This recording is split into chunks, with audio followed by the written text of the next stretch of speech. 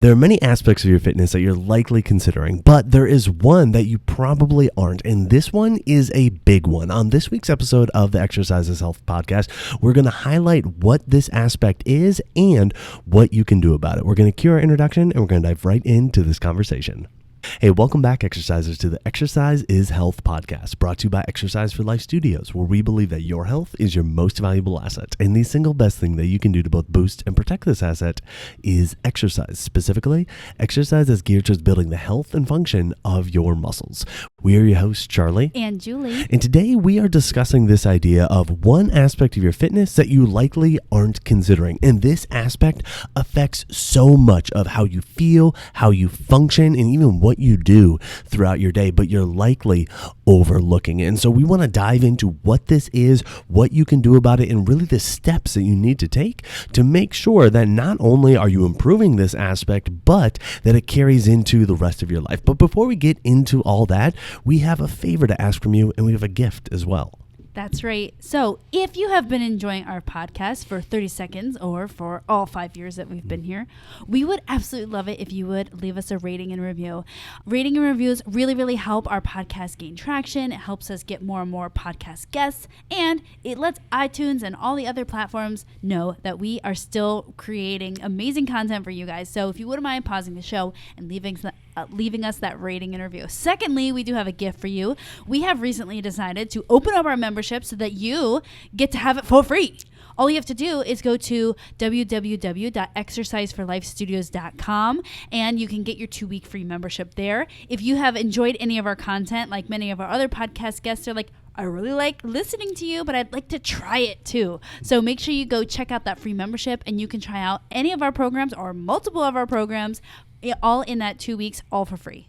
All right, Julie, I have a question for you. Okay. All right. So when you think about your fitness, when you think about how well your workouts are going, what's one or two of the things that typically come to your mind?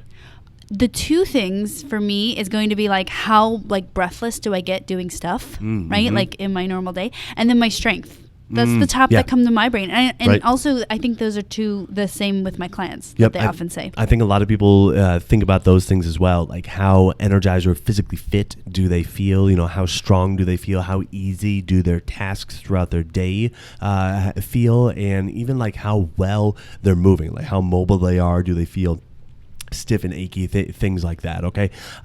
But while those are very common, it's not the entire story. And the problem with it not being the entire story is when you leave out this other consideration, this consideration or this aspect that you may not be considering directly impacts everything else that we just talked about. And by improving this one aspect, now all of a sudden the things that you are taking in consideration, your overall energy, fitness level, your strength, your mobility, how easy your tasks feel throughout the day, all of a sudden those things improve as well. Okay. And so that's what I want to talk with you about today, because again, by overlooking this one thing, everything else kind of suffers. And by focusing on this one thing in a couple different ways, then everything else actually improves. So when you think about how fit you are or how strong you are, what are signs that you think of? So what we're going to be talking about today is actually going to be recovery time. And I know that's not one that ever comes to anyone's brain. And this idea actually came up in conversation for me earlier this week with a client. So picture this, she is almost 70. She's been weight training for the last 5 years, twice a week. She's in really good shape. And over the weekend, she did some lifting of boxes to put on a tall shelf. And she was really reaching, big reaches. And after that, she felt a little bit sore in her upper body. And then the following day, she didn't feel sore. She felt fine after one day. And so she came in and said, Julie, we have to work on this. I was putting boxes up and I can't believe it. I was sore. So that means that I wasn't in good shape. And then so I said, so what happened the next day? And she's like, well, then I was fine. I was completely fine. And I had to share with her that soreness designated her recovery time. It's the time that she needed until she was prepared. Her body was prepared to do it again. And I said, the fact that you recovered in one day from this bigger event that you don't normally do in your life, but I'm glad you did it, is actually a really good sign of your fitness. Because think about this. If you lifted a whole bunch of boxes and then she was really sore and then she had to miss her workouts because she was still achy or really almost injured her shoulder or did injure her shoulder, those are signs that you're not recovering well. And often a big issue with aging is that we have an event, like we lifted boxes, and then we don't recover from it. And then we never recover from it. And then we just have to keep going. And then the next thing happens and we don't recover. And the next thing happens and we don't recover it.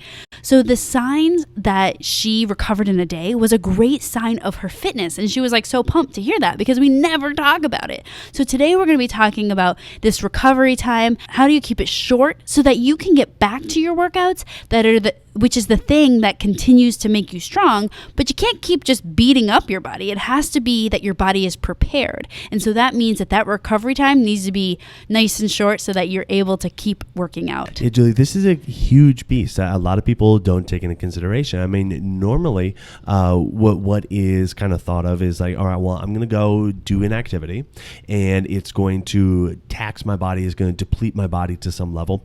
And, it might be a day, 2 days or more, for me to be able to recover from that. And that is just kind of accepted as normal. That's just kind of deemed like, oh, well, that's just kind of what is supposed to happen, of like, well, I'm going to take 24, 48, 72 hours or more to fully recover from this. And the challenge with that is that the longer you take to recover from something, then the longer you have to wait to really kind of approach those activities at 100% again.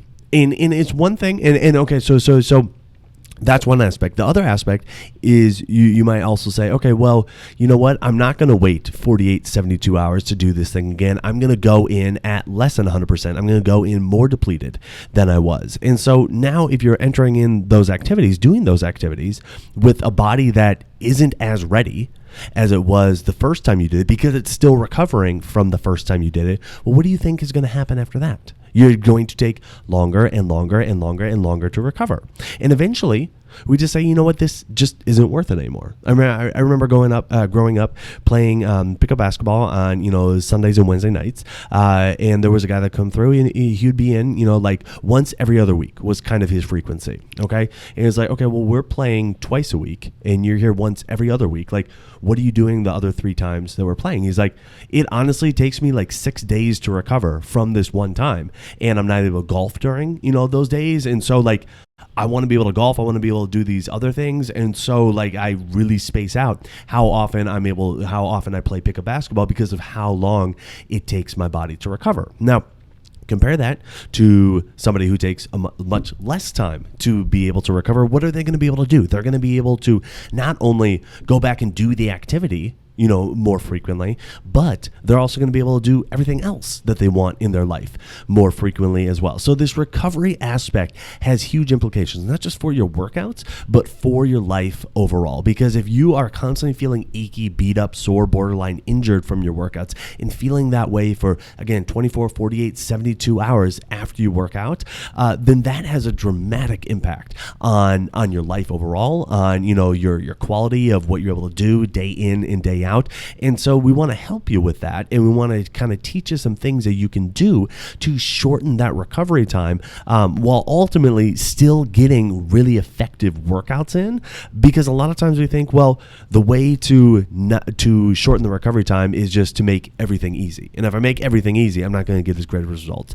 And I can appreciate where you're coming from with that, but that is actually not what you want to do. And so we're going to teach you something different. Absolutely. So the big picture here is that when you exercise for your health, so you're going to the gym, you're getting ready for an exercise bout, and you're saying, I want this to improve my health. There should never be a giant recovery time following it, meaning you should not need more than a day to recover from that exercise bout, unless it's the rare occurrence in between and you were listening to your body and something was just off. It should be very rare that that happens. So when you exercise, what we're actually training to do is to decrease your recovery time, not only in your workouts, but when you do the stuff out of your workouts. So if you think about, we don't go to the gym and exercise and get strong so that we can leave and live in this perfect bubble where we never do anything. It is very likely that in your life, you go and do something. Maybe you mowed the lawn and it was just a lot on your back that day. Or, you picked up your grandkids and you're like, wow, that was just more intense on my back than I thought it was going to be. So when we exercise, part of it is going to be training so that our bodies can handle those stressors, those life stressors better, so that those random life things aren't like knocking us out for weeks on end. But when it comes to our exercise, Charlie and I are big proponents of your exercise should not be a negative stressor for your body. It should always be biasing towards the positive. And I know when you listen to this, you think, well, of course. But when you think about gym lingo and what people say, it's all about no pain, no gain. And, oh, if you're sore the next day, it's just a sign you did something good.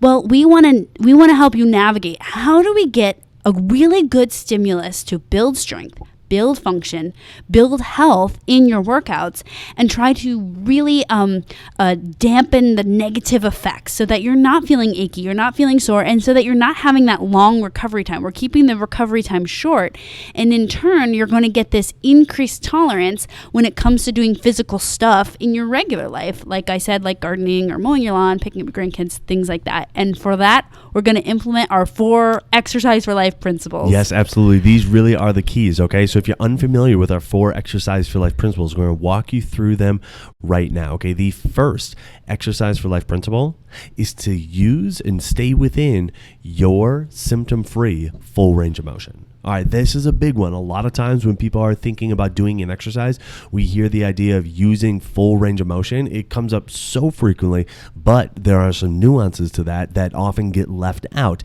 And because those nuances get left out, we often end up achy, sore, beat up, borderline injured from our workouts. And so these nuances are, number one, meaning what can your body actually do from a full range of motion perspective, and number 2 is symptom free, meaning which part of the motion actually feels good. There's no clicking, no popping, no zinging, no pinching, no pain, no discomfort, no stretching feeling. The only thing that you're feeling are your muscles squeezing and your muscles fatiguing. And if you can stay within that part of the range of motion, that's going to change everything just from the get-go. That's the only one you apply of these 4 principles. It's going to change everything, right? How your body responds to your workouts and how your body recovers from your workouts, allowing you to keep doing all the other things that you want to do in life without feeling like, I'm going to need to, take it easy for the next 24, 48, 72 hours. That's right. So staying within your symptom-free range of motion is really important, and making sure it's full range of motion, but not just the general full, but the your full.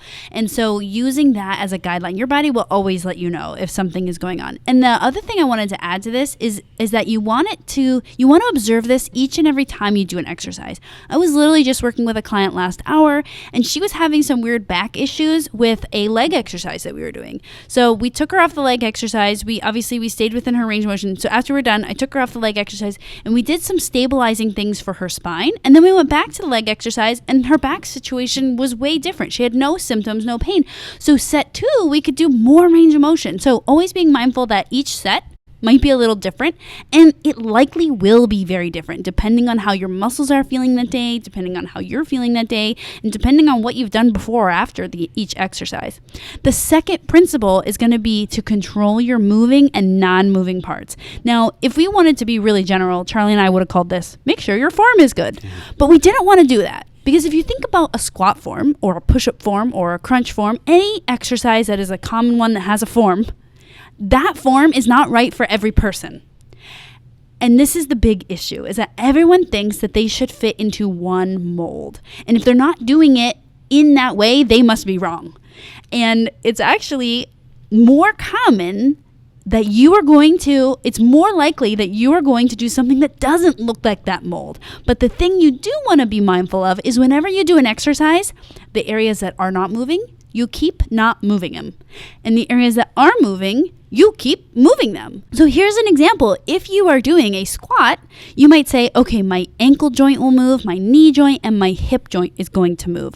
But what I don't want to move is going to be my trunk. So the whole time when you're doing your squats, you're going to continue to allow motion at the 3 joints, hips, knees, and ankles, but you're not going to let your trunk go into flexion and extension.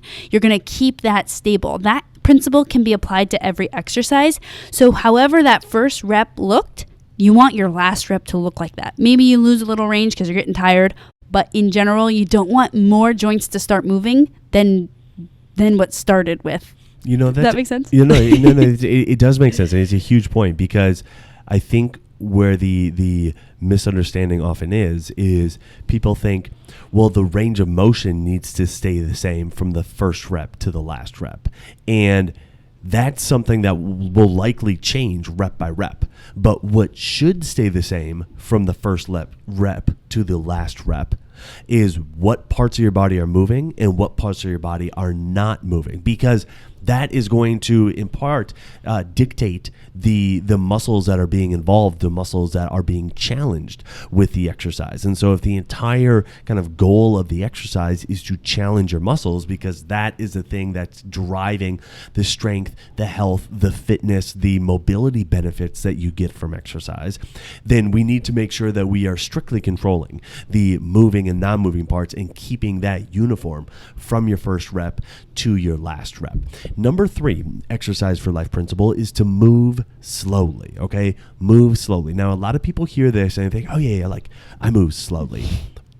And you don't. You don't. You don't. And I don't mean to be rude about that, but more than likely you don't move slowly, okay? And the reason why I say that with such confidence is because every single person that I've ever seen that tells me they move slowly doesn't move slowly, okay? At least not in the ways that we're talking about. People think that slowly is a time thing or a tempo thing, and slowly is actually about control, okay? And what I mean by that is we use this, what I call the school zone analogy. And what the school zone analogy says is if you are driving through a school zone, there's a big flashing sign that says 15 miles an hour when children are present. And there are children present, there are puppies present, there are parents present. And because it is a Tuesday at 2:30 and it says 15 miles an hour, my question for you is this. Are you looking at your speedometer and saying, well, it's 15 miles an hour, I'm just going to lock into that speedometer and drive 15 miles an hour straight through the school zone? Or are you saying, okay, 15 miles an hour is the maximum that I'm going to be able to move from a speed perspective? I said that is the maximum speed that I'm going to use to drive. However, I'm only going to drive as fast as I know that I can stop at a moment's notice. All right, this is a big thing. Because if you're thinking, well, I'm going 15 miles an hour, which is a speed thing, a time thing, a tempo thing, if we're relating it back to exercise, and you're not able to stop at a moment's notice, that can be catastrophic. If a child darts out, if a puppy darts out, if a parent chasing a child, chasing a puppy darts out, okay? So what we need to do instead is think, I'm only going to drive as fast as I know that I can stop at a moment's notice, all right? And that's the same mindset that we need to apply to our exercise, all right? When you're doing a squat, when you're doing a biceps curl, when you're doing a crunch, whatever exercise that it is, you only move as fast as you can stop at a moment's notice. Now, why this is so important is because the entire time you're doing the exercise, your body's going to be giving you feedback on what's agreeable to it, if it's liking the exercise, what needs to be changed about the exercise, okay? And the sooner you're able to detect that and make those changes, the more quickly you're going to end up being able to recover from the exercise, because you're not going to have to wait until the end of the rep or the end of the set or the end of the workout to realize, oh yeah, something was off about that. Wow, I'm feeling not great. I don't know what just happened, but I feel lousy now. You can get in real time that feedback and make those changes in real time to how you're doing the exercise, staying within your symptom-free range of motion and controlling your moving and non-moving parts. And then you can get to the end of the rep, the end of the set, the end of the workout, and be like, okay, because I was paying attention to my body the whole time, because I can make those little micro adjustments every single exercise that I did, now all of a sudden it didn't feel like it took as great of a phantom toll on my body. Okay, I like Ramit Sethi's podcast because he talk about like phantom costs a lot. Okay. And so, Yeah.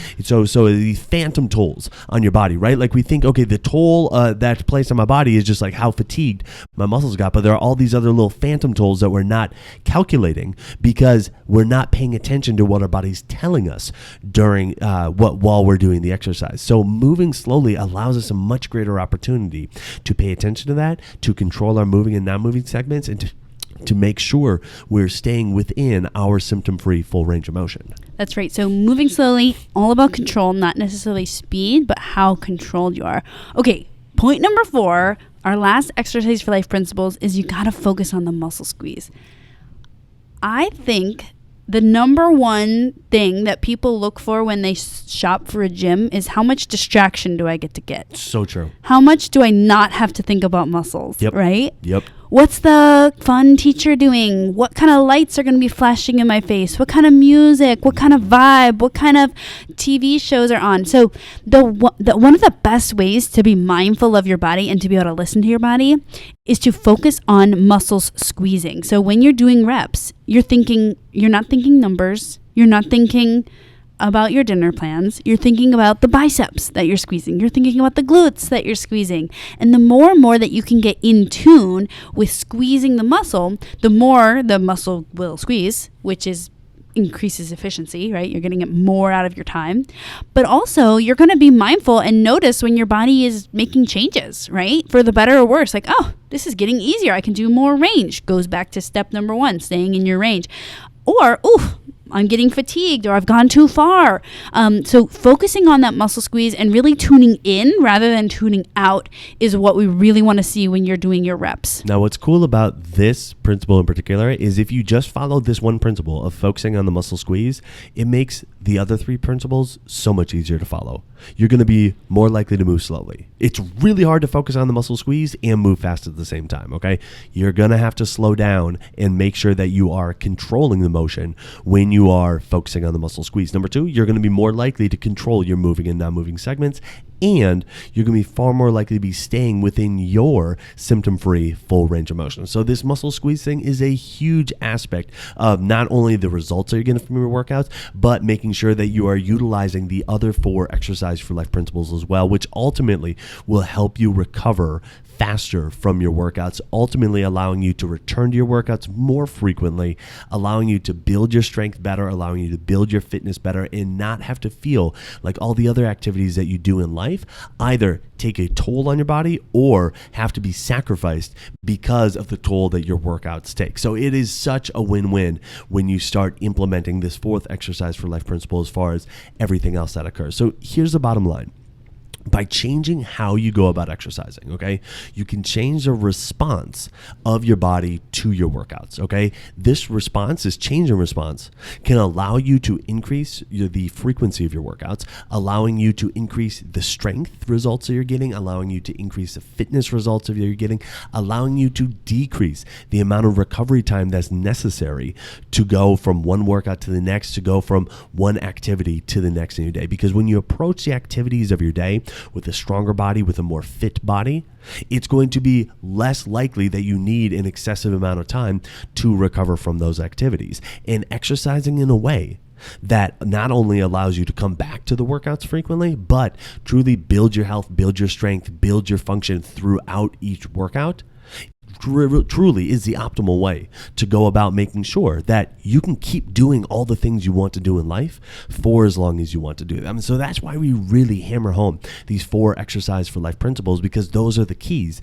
to making sure that happens. Now, if you're hearing this and you're thinking, okay, well, how do I go about applying each of these? That's exactly what we teach you to do within the Exercise for Life membership. In fact, we have a program called Resistance Training Building Blocks, where every single workout we really dive in to each one of these Exercise for Life principles and build upon them, starting with the symptom-free full range of motion, then to non-moving, then to moving and non-moving, moving slowly, and then finally the muscle squeeze, kind of bringing it all together. We implement them within all the workouts and programs within the Exercise for Life membership, but the Resistance Training Building Blocks one really, really hammers that home. So if you'd like to give that a shot and really feel the implementation aspect of this whole thing, all you have to do to get started for free is go to www www.exerciseforlifestudios.com. Again, you can sign up completely for free, give it a shot, and feel the difference in how your body feels, how the workouts feel, and how your body recovers from doing workouts in this manner. And while you're online, head on over to Apple Podcasts and leave us a rating and review.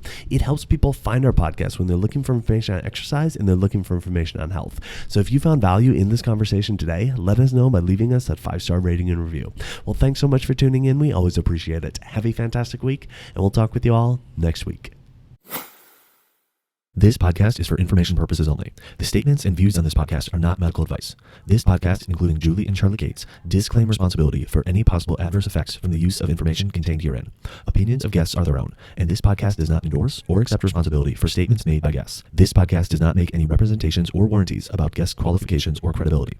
This podcast may contain paid endorsements or advertisements for products or services. Individuals on this podcast may have a direct or indirect financial interest in products or services referred to herein. If you think you have a medical issue, consult a licensed physician.